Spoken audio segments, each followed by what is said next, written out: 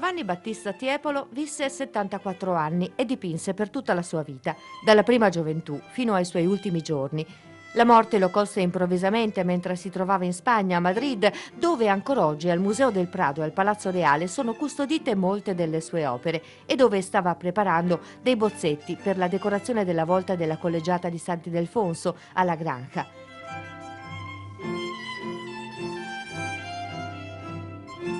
Quello che è stato uno dei più grandi artisti del Settecento morì mentre l'alba di un nuovo stile, il neoclassicismo, già oscurava la sua fama.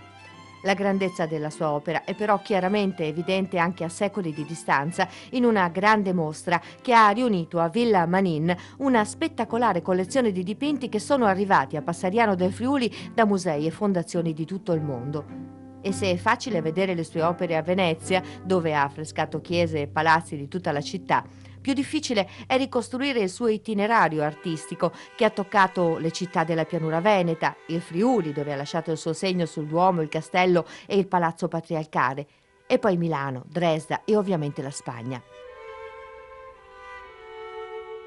È la seconda grande mostra che Villa Manin dedica a questo genio del colore e della prospettiva, dopo il grande evento organizzato proprio qui nel 1971, in occasione del bicentenario della nascita di Tiepolo, un evento destinato a riportare nuova luce su questa figura artistica.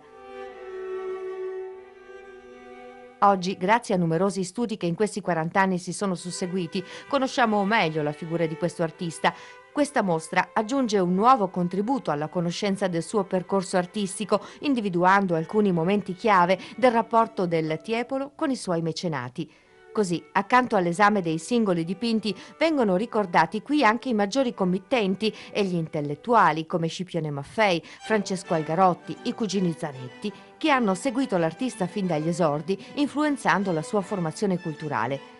Proprio in occasione di questa grande antologica sono stati promossi anche restauri di alcune grandi opere che hanno rischiato di essere compromesse da recenti traumatici avvenimenti e che oggi sono per la prima volta visibili in tutta la loro monumentale teatralità e splendore.